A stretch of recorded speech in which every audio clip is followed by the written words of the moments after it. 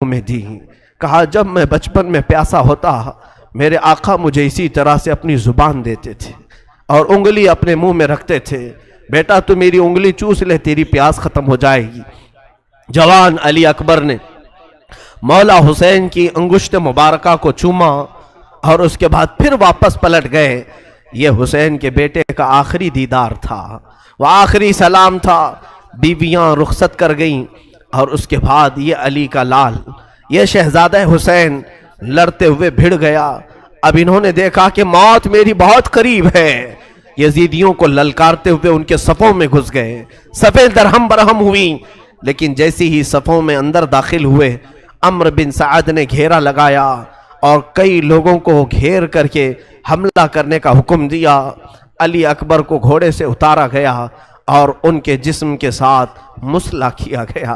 امام علی اکبر کی ناک کو کاٹا گیا، ان کے کان کو کاٹا گیا، ان کے ہونٹ کاٹے گئے، ان کی انگلیاں الگ کی گئیں. حسین کے شہزادے کے ٹکڑے ٹکڑے ہو گئے. لیکن میرے عزیزوں، 1000 ٹکڑے ہو جائے قرآن پھر بھی گواہی دیتا ہے، خبردار انہیں مردہ نہ کہنا. اللہ کی راہ میں مارے گئے ہیں وہ زندہ ہیں. علی اکبر کو اٹھا کر میدان کربلا میں جیسی پھینکا گیا، حسین ابن علی دوڑتے ہوئے آ رہے تھے اور اپنے جبے کو سنبھالتے ہوئے کہ ہائے میرا علی، ہائے میرا علی اکبر. لیکن اسی اسنا میں روایت یہ بتاتی ہے گھوڑوں کا ایک جھنڈ آیا جو امام حسین کے سامنے سے گزرتے ہوئے ان کے جوان بیٹے کی لاش کو رونتے ہوئے چلے گئے، یہاں تک کہ لاش اٹھانے تک نہیں دیا. علی اکبر کی لاش کو گھوڑوں نے رون دیا. حسین ابن علی واپس چلے آئے، خیمے میں چلے آئے اور اس کے بعد یہ بے کسی ایسی تھی کہ درد سنائیں تو کس کو سنائیں. آپ نے پکار کر کے کہا حل من ناصر ینصرنا، ہے کوئی مدد کرنے والا جو ہماری مدد کے لیے آئے گا؟ کوفہ میں سے کوئی آنے والا نہیں تھا. آپ نے پکار کر کے لوگوں سے کہا کیا میرے گھر کی بے بسی تم سے نہیں دیکھی جاتی؟ اب یہاں حالات ایسے تھے، رسول کریم صلی اللہ علیہ وسلم کا یہ شہزادہ، اب گھر میں کوئی باقی نہیں تھے اور پیاس کی شدت ایسی تھی، دوپہر کا وقت، کڑی دھوپ، عاشورہ کا دن. اور آج بھی جائیں آپ کربلا کی جو گرمی ہے، گرمیوں کے موسم میں جاؤ گے تو تمہارے پیر جل جائیں گے. اگر بنا چپل کے تم نے وہاں پر چلنے کی بھی کوشش کی تو تمہارے پیروں میں آبلے پڑ جائیں گے. ان شہزادوں کے پیروں سے چپلیں تک چھین لی گئی تھی، گرم ریت پر انہیں دوڑایا گیا تھا. حسین ابن علی نے بے کسی اور بے بسی کی طرف دیکھا. آپ کے بھائی عباس علمبردار کھڑے ہوئے، کہا مولا مجھے اجازت دے، میں کسی طرح ان سے بھڑ جاؤں گا اور پانی لے آؤں گا. کہا کہ پانی کا چھوڑ دو، ہمارے گھر کی فکر کرو. کہا مولا آپ کی بچی سکینہ بار بار کہتی ہے چچا کیا مجھے ایک چلو بھی پانی نہیں پلا سکتے؟ کیا مجھے تھوڑا سا پانی آپ نہیں دے سکتے؟ سکینہ کی عمر 9 سال کی تھی. 9 سال کی بچیاں ہمارے سامنے میرے عزیزوں وہ کلیاں ہوتی ہیں، وہ پیار کرنے کی ہوتی ہیں، محبت سے دیکھنے والی بچیاں ہوتی ہیں. ہم تو کانٹا بھی چبھنے نہیں دینا چاہتے ہماری بچیوں کو. سکینہ بے یار و مددگار خیمے میں جب اپنے چچا کو پکارنے لگی، کیا چچا سارے شہزادے پانی سے پیاسے چلے گئے، کیا بچیوں اور عورتوں کو بھی پانی نہیں دیا جائے گا؟ حضرت عباس نے کہا سکینہ تم نے میرے جوش کو للکارا ہے، لاؤ مشکیزہ اور میں پانی لا کر کے رہوں گا. تم انتظار کرنا دیکھ کہ میں ابھی پانی لاتا ہوں اور پورے خیمے کو پلاتا ہوں. مشکیزہ اٹھایا اور چل پڑے دریائے فرات پر.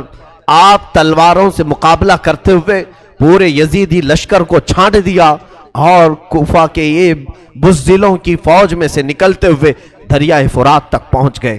فرات میں پہنچنے کے بعد آپ نے دیکھا پانی جوش مارتا ہوا، ٹھنڈا پانی، ندی کا میٹھا پانی، اور مشکیزہ ہاتھ میں ہے. اٹھایا. میرے عزیزو آج افطاری کا منظر مجھے یاد آتا ہے کہ جب ہم دن بھر کے بھوکے ہوتے ہیں، سامنے ٹھنڈا شربت رکھا ہو، میٹھا پانی رکھا ہو، اذان کیا ہوتی ہے کہ سب سے پہلے ہم اٹھائے اور پی جاتے ہیں. کس کا روزہ ہے یا نہیں ہمیں اس کی خبر نہیں. مولا عباس کو دیکھو، چلو اٹھایا اور کہا کہ میں تھوڑا پانی پی لوں پھر مشکیزے میں بھروں. اس کے بعد اپنے ہاتھ کو کوسنا شروع کیا. برا ہو تیرا تو نے حسین کے بغیر پانی پینے کا سوچا کیسے؟ چلو سے پانی پھینک دیا اور کہا مولا حسین اپنے خیمے میں پیاسے، بچے تڑپ رہے ہیں اور عباس یہاں پہنچ گیا ہے تو کیا پانی پی لے گا؟ ایک قطرہ بھی پانی نہیں پیا، پورے مشکزے میں پانی بھر لیا اور اس کے بعد چل پڑے۔ جب جیسے ہی چلے یزیدیوں کے ساتھ حملہ ہوتا رہا اور لوگوں نے پکار کر کے کہا، عمرو بن سعد نے، اے لوگوں خیمے حسین تک پانی جانے نہ دینا، اگر پانی چلا گیا تو پھر جنگ بھاری پڑ جائے گی، ہمارے لیے یہاں پر جنگ لمبی ہو جائے گی، لہذا عباس کو روکو۔ کسی طرف سے ایک ظالم آیا، جس ہاتھ میں آپ نے مشکزہ پکڑا تھا اس ہاتھ کو اس نے تلوار سے کاٹ دیا، مونڈھے سے ہی ہاتھ گر گیا۔ آپ نے دوسرے ہاتھ میں مشکزہ اٹھایا، ظالم نے تلوار چلائی، دوسرا ہاتھ بھی کاٹ دیا۔ عباس کو اسی لیے کہا جاتا ہے کفین، ذوالکفین، دو ہاتھ والا، سب دو ہاتھ والے ہوتے ہیں لیکن عباس علمبردار کے دونوں ہاتھ جیسے نکلے، اب بھی مایوسی نہیں تھی، اپنے دانتوں سے مشکزہ اٹھا لیا، وہ پانی کا مشکزہ جو ہوتا تھا چمڑے کا، دانتوں سے اٹھا لیا اور کہا میں پہنچا کر کے رہوں گا خیمہ حسین میں۔ پکارے عباس، اے سکینہ میں پانی لاؤں گا تو خوب پینا، کٹے ہیں بازو چھدا ہے سینہ، ابھی میں کٹے ہیں بازو چھدا ہے سینہ۔ یہ عباس علمبردار کی زبان سے الفاظ نکل رہے تھے، اسی اثنا میں ظالموں نے ایک تیر ایسا چلایا کہ وہ سیدھا تیر آپ کی آنکھ میں گھس گیا، آپ کی بائیں آنکھ کی پتلی باہر آ گئی۔ اب تو حال یہ تھا کہ میرے عزیزو تیر نکالنے کے لیے ہاتھ بھی تو نہیں تھے، تیر اگر کھینچ کر کے نکالا جائے ہاتھ بھی نہیں تھے، اور ظالموں نے تیر برسانا شروع کیا۔ عباس اب تک نہیں روئے، ہاتھ کٹ گئے، آنکھ میں تیر چبھ گیا، رونا نہیں آیا۔ اسی اثنا میں کسی نے آ کر کے مشکزہ پھوڑ دیا پانی کا، عباس کا صبر نہیں ہو سکا، چیخ نکل گئی، ہائے مردود تو نے کیا کیا، میرے ہاتھ لے لیا، آنکھ پھوڑ دیا، ٹھیک تھا لیکن یہ پانی میں سکینہ تک پہنچا کر آ جاتا۔ آپ اسی غم میں نیچے زمین پر گر گئے۔ سوچو جو گھوڑے پر بغیر ہاتھوں کے گرا ہوگا کیسے گرا ہوگا؟ تم اگر اوپر سے گرو گے تو ہاتھ وغیرہ سے اپنے آپ کو سنبھال لو گے، دونوں کٹے ہوئے ہاتھوں سے جب کوئی گھوڑے سے گرتا ہو، چاہے وہ منہ کے بل گرے کہ سر کے بل گرے، کس طرح سے گرا ہوگا؟ جبکہ ایک آنکھ میں تلوار ہے۔ پکارا اپنے بھائی کو، اپنے بھائی امام حسین کو پکارا، مولا حسین دوڑتے ہوئے آئے۔ راویوں نے لکھا ہے کہ حسین ابن علی اتنی تیزی سے دوڑتے ہوئے آئے کہ پورا عمامہ کھل گیا تھا اور کپڑے الجھ گئے تھے، دوڑتے ہوئے آئے، عباس کو اٹھایا، سر لیا، اب بھی جان باقی تھی، کہا امام علی مقام سے کہ ہاتھ دونوں نہیں ہیں، تیر آپ اپنے ہاتھ سے نکال لیں۔ دونوں ہاتھ کٹے ہوئے تھے، امام علی مقام نے تیر آنکھ سے نکالی تو آنکھ کی پتلی بھی تیر کے ساتھ باہر آ گئی، دوسری آنکھ میں خون جمع تھا۔ عباس اسی اثنا میں کہہ رہے تھے مولا بس دو تین خواہشیں ہیں، دو تین خواہشیں۔ کہا عباس کہو تو صحیح۔ کہا پہلی خواہش یہ ہے کہ آنکھ پر جمع ہوا خون صاف کر دیں، آخری بار ایک بار آپ کے چہرے کو دیکھ لوں، ایک بار آپ کا دمکتا ہوا چہرہ دیکھ لوں۔ مولا حسین نے اپنے عمامے کے کپڑے سے ان کی آنکھیں صاف کی، جب آنکھ کھولی تو عباس سے کہا اور کیا خواہش ہے بتاؤ؟ کہا مولا میری لاش کو اٹھا کر خیمے کی طرف مت لے جانا، خیمے کی طرف نہ لے جانا۔ کہا کیوں؟ ساری لاشیں تو میں نے وہیں جمع کی ہیں۔ کہا عباس کہنے لگے مولا اس لیے کہ میں سکینہ کا مجرم ہوں، میں اس کے لیے پانی کا وعدہ کرایا تھا، بغیر پانی کے واپس میرے جانے کی ہمت نہیں ہے، میری لاش کو یہی چھوڑ دے، اللہ کے واسطے میری لاش خیمے تک نہ پہنچائے، کہیں سکینہ ناراض نہ ہو جائے، کہیں وہ میرے خلاف نہ بولنے لگے کہ پانی کا وعدہ کیا اور لایا نہیں۔ عباس علمبردار یہ گفتگو کرتے کرتے اچانک ان کی آنکھیں بند ہو گئیں اور روح نکل گئی۔ انا للہ و انا الیہ راجعون۔ 56 سال کے بڑھاپے میں حسین ابن علی کھڑے ہوئے، اپنی کمر پر یوں ہاتھ رکھا، کہا الآن انکسر ظہری، مولا اب میری کمر ٹوٹ گئی، اب میری ریڑھ کی ہڈی ٹوٹ گئی، کیونکہ عباس کو مولا حسین اپنی ریڑھ کی ہڈی کہتے تھے۔ حسین ابن علی رضی اللہ تعالیٰ عنہ حضرت عباس کو اٹھائے ہیں، پھر لے آئے ہیں۔ بیویوں نے پوچھا عباس پانی لانے کے لیے گئے تھے، لے آئے؟ کہا پانی تو نہیں لے آئے، وہ خود پینے کے لیے نانا کے حوض کوثر چلے گئے ہیں، وہ جا چکے ہیں۔ عورتوں میں غم کا ماحول تھا، اب جوانوں میں کوئی نہیں باقی ہے، اور اندر موجود امام حسین ابن علی کی زوجہ محترمہ ام البنین یا ام رباب جو علی اصغر کی ماں تھیں، روایات کے اختلاف کے ساتھ 6 ماہ کے بچے کو لے کر آئی، کہا مولا میرا دودھ سوکھ گیا ہے، جب عورتیں کھائیں نہ پئیں تو دودھ تو سوکھ جائے گا۔